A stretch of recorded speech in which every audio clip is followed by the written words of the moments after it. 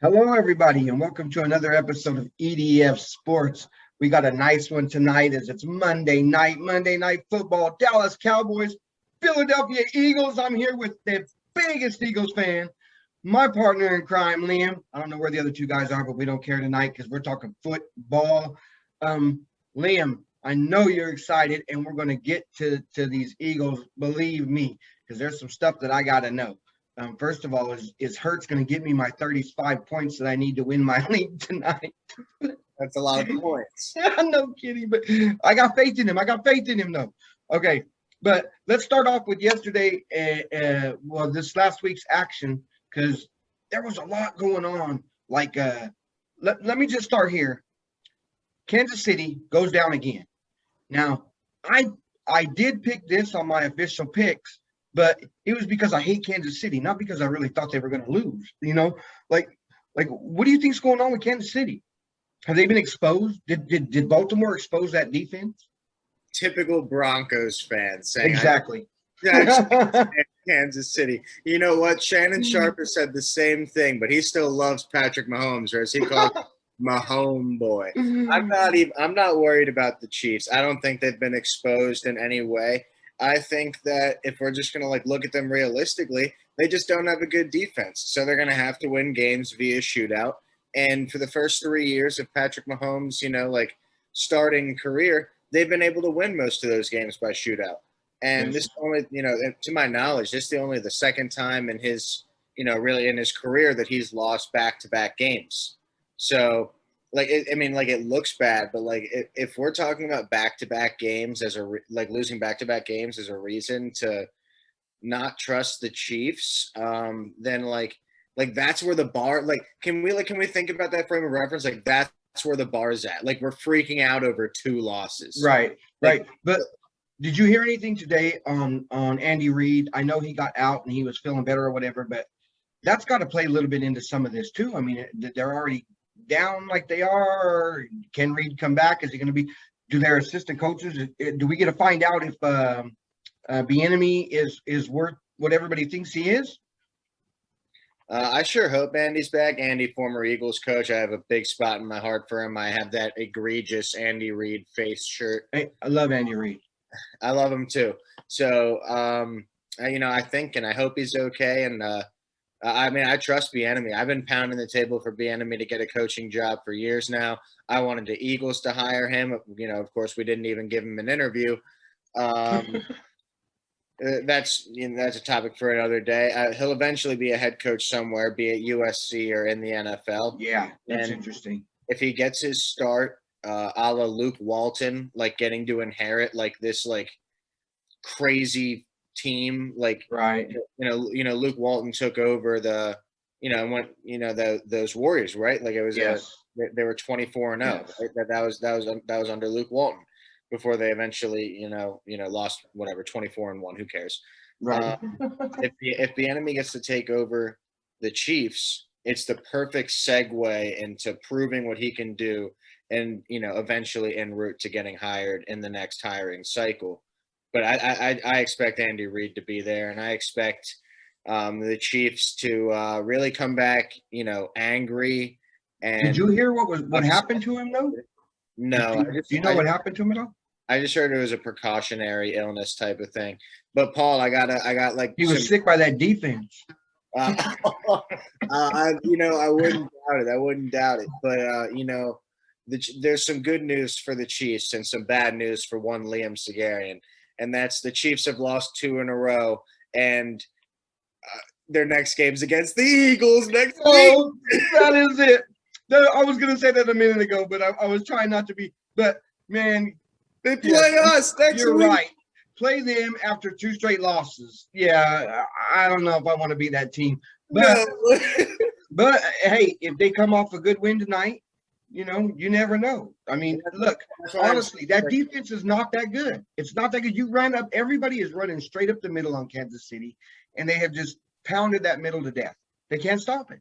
Well, what I'm saying about the Eagles is the reason we have to win tonight is because Patrick Mahomes is coming to town next week. So tonight, it's a win. Yeah, true that. There was a couple of other big games. We had Tampa Bay and the Rams. Again, tell me what you think, because is that the best that the NFC has?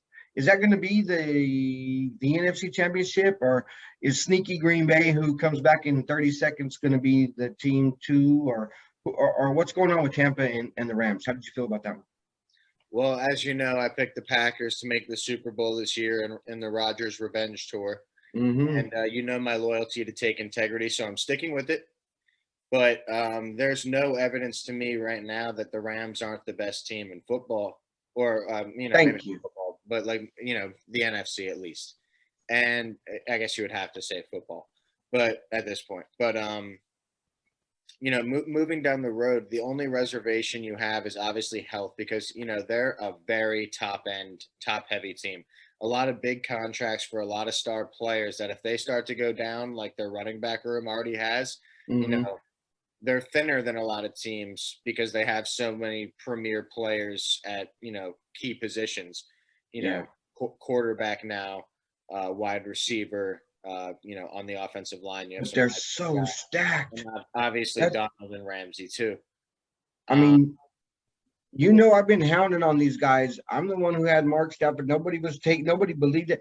Look at that, man. Look what he's doing. I mean, that team to me is one of those. I want to say, who was that? St. Louis, when they were St. Louis Rams, Kurt Warner. You kind of get that vibe out of that team, like that same kind of team. Only I don't know. This defense is even better. Like the studs they have on that defense is that the Rams scare me. I mean, the Rams to me are the team to beat. I mean, I know you didn't like me saying by far last time, but I mean, they're widening that gap. they're widening the gap, and I hear you. And we'll see how we'll see their game next week. They play the Cardinals right next week in a battle of 3-0, so it'll be good. Yes, I believe so. They do got a division game. Yeah, so that'll show us what's really up between the Cardinals and the Rams. But when it comes down to the playoff action, Matt Stafford's 0-3 in his career in the playoffs, and I know he was playing for the Lions, but like that could play a factor. Like no matter how set up the Rams are for success in the playoffs, Matt Stafford's unproven. You know, Russell Wilson, Yeah. Aaron Rodgers, Tom Brady, obviously, hell, even Kirk Cousins. If the Vikings can right the ship, they probably can't. But Kirk Cousins is number 2 in the QBR right now. So I mean, don't let's not put too much down on Kirk Cousins. I was watching that game this weekend, and he's still got a little something in him. he's had a good start, and at this point, Jimmy G, all those guys have more playoff success and are more battle tested through those really tough playoff games, more so than Matt Stafford. So when it comes to playoff times, because the Rams are obviously going to be there, it's going to really be incumbent on Sean McVay to put Stafford in positions to succeed where he hasn't succeeded before, because he doesn't have the experience that the other quarterbacks in the NFC do. Okay, thank you. You are so great at leading into segues, man. It's just wonderful. But since we're going to go there about putting somebody in a position to succeed, let's go there. Let's go to Chicago, because, man, that coach is driving me insane. Okay, what is he doing? Did you see? I mean, that was the saddest display of coaching that I've seen. And believe me, I know this much about. I'm not going to claim that I could be a coach. I'm not going to claim I could do any of that stuff. But we all saw the basic stuff get messed up. You cannot leave a rookie guy in his first game back there all alone, all day, all alone. Do it yourself. Get us someplace. Here's 5 guys. That's all you get. Good luck. And then let's not run a play that is conducive to your style of play at all. Let's run plays for opposite sides where veteran quarterbacks would have a hard time turning their bodies and getting in position. Tell me, it looks like he's purposely trying to destroy this young man. Why? I've been my friend Luke. I'm gonna send him this clip later. He's gonna really get on me for saying this, because I've been an ardent Matt Nagy supporter. I can't do it anymore. Okay, I'm out on Matt Nagy. I was the one, saying like, Luke, look, like he just needs the right guys. Like he got Trubisky to the playoffs twice. Maybe Trubisky got Nagy to the playoffs twice. Maybe Trubisky's rotting away as a backup when he could actually be starting somewhere. It's looking like that. Who knows? At this point, Justin Fields, you don't like coach turnover and turmoil, especially young into what should be a franchise quarterback's career. But Justin Fields needs somebody that's going to put him in positions to utilize his skill set. And he also needs somebody that's going to put the players around him in order to maximize those skills. So Ryan Pace and Matt Nagy both have to go. They both have to go, and it's on, Bears top management and top, ownership groups to make the right decisions at who's next. You have a really, really good opportunity here with a really talented quarterback. Is this the job for Bieniemy? Is this the job for Bieniemy? You hear Justin Fields get player comps all the time. And I've heard Patrick Mahomes a lot. And like, no, player comps doesn't mean he's going to turn into Patrick Mahomes. It just means play style. Well, who better knows Patrick Mahomes than Eric Bieniemy? No, so, you know what? That is great. I had not thought about that at all. Not even one time. And you are right. If for Bieniemy, that would almost be like just a perfect spot. I mean, it would be a perfect spot, and they need to nail the GM hire because they need to build on this offensive line because no coach is going to succeed with an offensive line that's given up 9 sacks a game. Like that, that's just not going to, like that. It's impossible. But help too. Leave a tight end in. Chip a guy maybe. Where's the back? Leave a back. Leave 2 freaking backs in there to help you when you got this kind of a guy that's standing there. You leave him wide open and say good luck. There needed to be more designed, RPOs and designed runs, and they just didn't utilize. Dan Orlovsky said today that it was like a game plan that was like made for someone like him, like a not good stationary quarterback, and that's not what Justin Fields is. Justin Fields is a huge arm. He can roll out of the pocket, and he's a good athlete. You got to utilize that. When the Bears went 12-4 a few years ago, won the NFC North with Trubisky at quarterback, Matt Nagy was the coach of that team. And a lot of those plays and a lot of those wins were, well, yes, defense driven, but Trubisky was making plays with his feet because, no one's mistaken Trubisky for a top arm in the league. He was making plays with his athleticism, kind of like Daniel Jones does. That Fields can do the same thing and hit throws. Yes, you need to set him up to do that. And you need to know how to utilize not having a good offensive line. Like, is he going to take some lumps? Sure, he's a rookie, and you're not winning the Super Bowl this year. But you got to help the kid out before you're going to get fired before midway through the season if this keeps up. Yep, and it will all be on you because he's not ready. That's why I'm not starting him. You guys don't understand. You don't see, but yet everybody who's at the camp, everybody who's watching, is like amazed at what he's doing inside of including players, by the way, who come out and say certain things. But so we all can see it. So to me, it's one of those things like Mo Bamba never getting in the game for Orlando. That was a whole different situation than nobody else. Everybody's always looking around. Whoa, Mo's still hurt. No, that was him and Cliff. That was an inside thing that had them was why Mo was there. So to me, this is like one of those things. What is it that Fields did to you to make you want to hold him back? It's like you're trying to punish the kid because we know that you got to be a better coach than you're being right now. And you have 2 choices right now. You can either turn yourself around and become the guy who leads one of the best quarterbacks to come out in a while in this draft that we had, right? Or you can be the guy who screwed that up. Let me play devil's advocate real quick to that last point. What if he just like isn't there with the top offensive minds in the league, and this isn't above his coaching level? He's billed as an offensive guru coming from the Andy Reid tree. I can't see that. What if this isn't above his coaching level, and really, He starts Dalton because he thinks he has a better opportunity to win games now, and that might be true, especially with the limitations at offensive line. But what if all of this saving Justin Fields and waiting till he's ready was to actually save him and the future of the Bears, even if that's not 1-1 was saving his job. What if he just no, this isn't a freaking thing. But Right. it almost plays like it almost plays like he's looking out more for the future of the Bears and the future of Matt Nagy, which is very commendable for a bad coach. Yeah, no, hey, I'll take it. I'm sure he'll take that too. Right now, if he's gonna listen, he's gonna go, that's what I was doing right there. I'm looking out for the future because he come out with that this was on me. I should have had him more prepared. That was the same bullshit that good coaches say. Good coaches come out after a bad game and say, that's on me. I should have had my team prepared. What he should have did is come out there and said, this is on me. I'm sorry, Mr. Fields. This was on me that I got you almost killed today. I should have had you better prepared.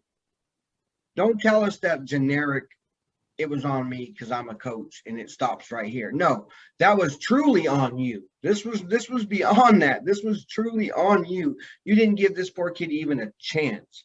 But I mean, we'll see how it ends up, obviously, but I'm also with you. I think the GM also is responsible. The front office now is culpable because you see what's going on. Everybody sees what's going on. So everybody who don't make a move right now, it's on you too. So, I figure he's got another week or two to see what he can do before they actually do. But again, you're right. I think if after so long we're here, he'll be one of those first casualties to be out the door. And then, but he'll have nobody to blame but himself. That's the way I see that one.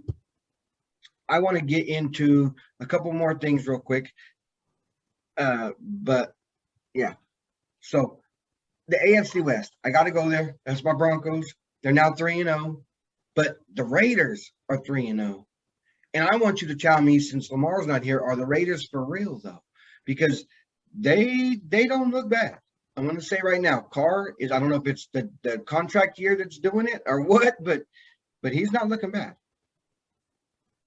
No, and the Raiders and the Broncos have both been surprising, but the Broncos are a really good constructed team, and they have a quarterback who's not an overwhelming talent per se, but he's a very good game manager and he doesn't turn the ball over, which is exactly what this team needs. If you had a big play quarterback, holy crap! I mean, like the Broncos you could almost have them as favorites to win the AFC West, even in the division with Herbert and Mahomes. Damn, Watson. Yeah, honestly, but maybe get Aaron Rodgers. We'll see, but I still think the Chiefs are going to end up winning this division because they've had one divisional game and it was against the Chargers. I don't think they're losing to the Raiders and to the Broncos. And when you win when you win four out of 6, or I don't think they're losing to the Chargers again. So inevitably, I think the Chiefs will be winning the next 5 of 5 division games. It's hard not to win the division when you're doing that if the Chargers are still going to lose in Charger-ish ways like they did in Dallas. They should be 3-0. They're not. They're 2-1. Yeah. The Broncos the Broncos and the Raiders are really good, and they both play as good playoff teams that could win other divisions, but those other divisions don't have Patrick Mahomes. Yeah, right. And the Raiders, their defense has been playing great so far, in my opinion. I want to see it hold up against the more top tier teams because now the Steelers prove to be not. How good is that Steelers win? The Ravens win's great, but Lamar still gashed them pretty good. And what happens in November when the Raiders fall off like they have the past 3 years? Exactly. Like Drew Brees around week 12 falling off. The Raiders do the same exact thing. Mm-hmm. So is that going to persist? I don't know. As far as the Broncos, and Pat Shermer's been calling an awesome offensive scheme so far to help Teddy out with this offense, especially with Judy going down too. Mm-hmm. But do they have the horses offensively to keep themselves in games with the really high flight offenses that they're going to have to see if they make the playoffs, let alone in their division? They haven't played the Chargers yet. They haven't played the Chiefs. They haven't played the Raiders yet, right? You haven't had any Nope. division games. 2 So weeks. Yep.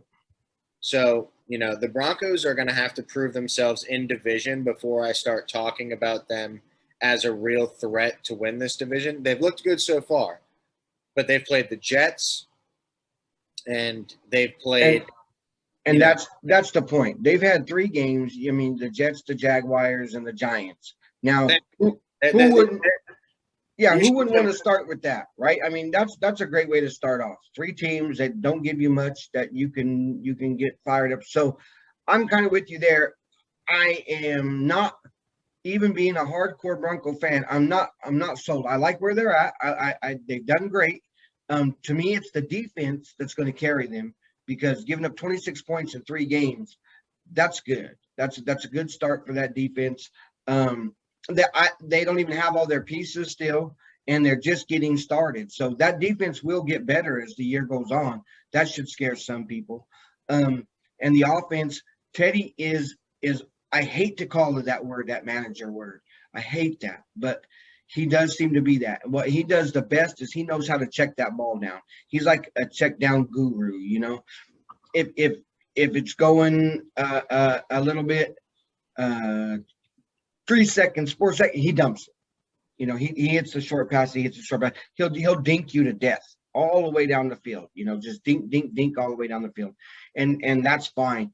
But again, I think it's that defense, because if they can score 21 points in a game, they're going to win, because they're going to keep the other team under 21 points. And the big one will be that. So next, though, they have the Ravens next week, then the Raiders, then the Cowboys, then the Browns, and then the Eagles somewhere.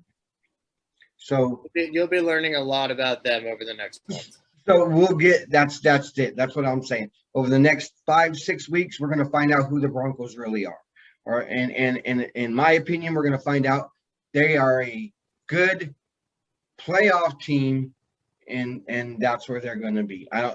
They have everything set up to make the playoffs, but do they have the horses do they have the horses to win shootout games with the Bills, with the Chiefs, with the Ravens, with the Browns?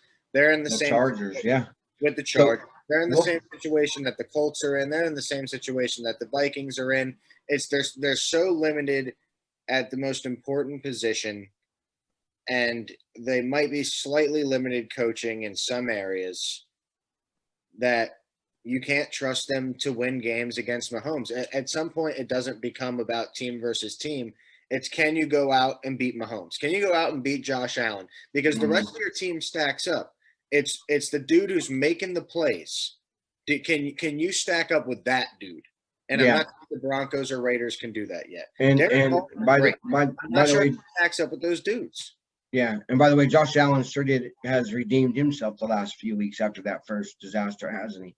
I mean, last week, them Buffalo Bills just, man, they kind of did their job. So right now, I know we didn't get into everything in the NFL, but that's okay, because we have to get into this Philadelphia-Dallas game before it gets going here shortly, because I need to get a Philadelphia Eagles fans' perspective. First of all, what happened last week against the 49ers? Where do you think you lost that game? I think we lost that game in experience, because we played them, we're going to be playing teams tough. And I wasn't, I was skeptical of the new coaching hire over the summer and stuff like that. But what I've realized the first couple of weeks and the mentality of this team is that, we're going to be a grinder team. We're going to be a team that, people don't want to play because we're just going to tire you out. That doesn't mean we're going to be winning. You might kill us, but you're going to feel us. And I like that. That's very Philadelphia. We lost that game in experience. We played better than them the first half. We just didn't have the right game plan call, and we didn't have the right, knowledge of situations. Did you not feel you left a lot on the board too? I mean, they left some big plays that could have been caught, that he overthrew just a little, or there were some things opportunities. They had opportunities. Don't worry, I'm getting there. Sirianni admitted himself after the game that he didn't call his best game. And, we have a 91-yard pass down the sideline to Quez Watkins that gets us into that gets us like right at the goal line. Yeah. We have a 5-yard penalty that pushes us back. We can't get it in on 4th down. Instead of trying a run in or any simple easy pass, our new coach runs the Philly special from Super Bowl 52, and it got blown up and read like a book. And it was a terrible play call, one that should have never been made. No rational decision maker would have made that. And that's where experience comes in. It was his 2nd game ever as a head coach, and he took accountability right afterwards. And you know what? I know he's going to learn from this. Those throws that you said that were just a little bit off, well, Jalen Hurts was never a great thrower at Alabama, right? He only became an adequate thrower through Lincoln Riley at Oklahoma, and I would still call him just an adequate, serviceable thrower of the football. Devontae Smith never had this version of Jalen Hurts, and neither has Jalen Reagor, and they have to create chemistry just like every quarterback does with their receiving core. Those plays will come. They will come.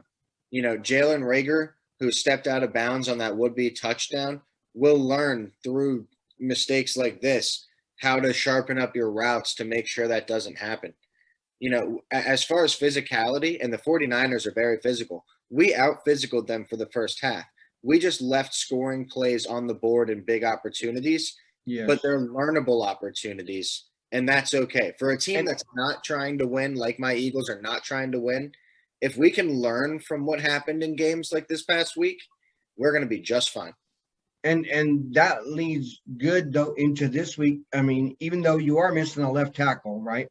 But when the team you're playing against is missing every starter on defense, almost, I mean, ain't that many, but I think they got like 7. Like Parsons. Now that's the one guy, but at the same time, he's all they got left right now. So I mean, if you put a couple of guys on him, Trayvon Diggs is very good. And I'm just saying, I think today is that day that the Eagles can capitalize because they're going to get a couple more of those shots. You're going to get more of those shots. Can they connect on those? You said they will. So is this the week, or do they need more time? Because you want this one. They need more time to consistently deliver on a week in and week out basis. That doesn't, an explosion could come at any week like we saw against the Falcons, and a stinker could come at any week like we saw against the Niners. It's all about creating a more consistent balance among your offense and defense as the season goes on, as people get more accustomed to their teammates. And that's what I'm looking for. I would love if tonight's an offensive explosion night, because Dak in his first home game of the season after that injury, he's going to have a huge game. I'm an Eagles fan. I love Dak Prescott. I love Dak Prescott, the man. I love watching him play.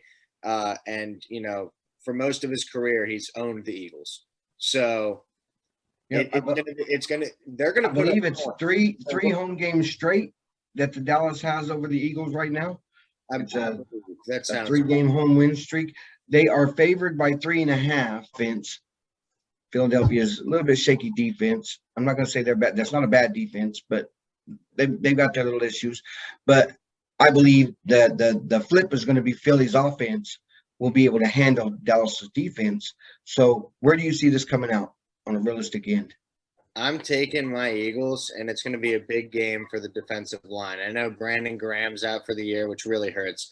Brandon Graham's, an Eagle through and through, and we love him in this city. So that broke our hearts that he tore his Achilles. But we'll see him next year. It's a big game for our D-line, especially with Lyle Collins out, and then playing Terrence Steele and Connor McGovern. We need to get pressure on Dak, because Darius Slay, at some point Amari Cooper is going to get loose, and Darius Slay is a great player, and I love having him on the team. But they have so many weapons around the board, even with Michael Gallup out, even with Zeke not looking like the Zeke of old, that that they're and with knowledge of this team, maybe not of this coaching staff, but just of the Eagles, of their personnel, Dallas is going to put up points. So like you said, yes, it needs to be a night where the Eagles are feasting on a Dallas defense, especially in the pass game that isn't great. But they also have to play mistake-free football, and they need to get pressure on Dak, because if Dak has time to throw, the Eagles are in for a very, very long night. their secondary isn't built to last, 6 seconds holding the pocket. Their secondary isn't built to be able to cover Amari and CD and Tony Pollard out of the backfield and Dalton Schultz and Blake Jarwin. It's just not. So it's very, very important game for our defense. Not a whole lot they are. Very important game for our linebackers who hopefully can hold the tight ends in front of them as our corners and safeties work on CD and Amari. Yeah. But our offense needs to execute, and it needs to be crisp tonight because mistakes are going to get us hurt and they're going to get us beat. Yeah, pressure on Dak will be a big thing, I think. And also, if you can slow – they don't have even saying that with Zeke back there, they don't have a great running game. They're relying on a different back than Zeke Elliott. So, to me, it's a hazy running game. So if they can get some pressure, stop that running game totally, you might have a chance to slow that offense down a little bit. But they got a lot of weapons, and there's not a whole lot of teams that are built to cover as many as you said right there. So that's going to be tough for them. But again, I need Hurts to give me 35 points. So whatever that takes, I'm in for it. I have no investment in Dallas. Sorry, Cowboys fans, but so go Hurts. Let's get that done. But before we go, there is another Philly team. I want to talk about the 76ers for a minute, real quick. Tell me what's going on, man, with Ben, because this is getting crazy. First of all, tell me right now, for everybody, who do the Philadelphia fans blame? Who do they blame? Is this Ben, or is this on the front office at Philadelphia 76ers? The vast majority of fans are blaming Ben. I am throwing blame out on both sides. I would say probably in the 60-40 range, 60 going to Ben Simmons, 40 going to the Sixers over the years and their mishaps and woes. But Ben's taking a lot of the blame. And I think that it's very important to keep a lot of things in perspective, none more than the fact that he has 4 years left on his contract. When Anthony Davis and Paul George and James Harden did similar things, they were going to be free agents within a matter of a year. Ben Simmons is very far away from that. And the ego of someone of his caliber, which to me is about, on Ben's best season at this skill set, he could be maybe second team All-NBA, maybe on his best season. And James Harden and Anthony Davis and Paul George can all be MVPs in their best season. Yeah.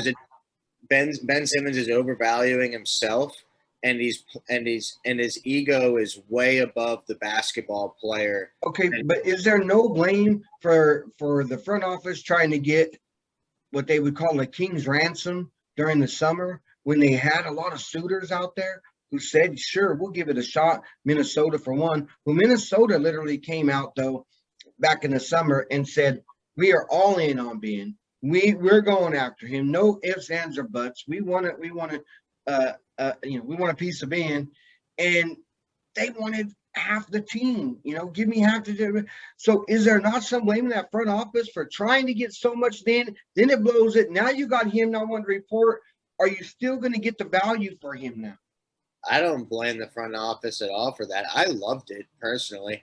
Like I said, Ben has so much time left on his deal. If we have to put him on ice and wait for a team to get really, really desperate, that's why we have Daryl Morey. I've told my friends for a while, or I've told my friends over the past few days, that if we didn't have Daryl, if Elton Brand was still our operating general manager, Ben would have been gone today before media day, and a very, very rash for a bag of chips.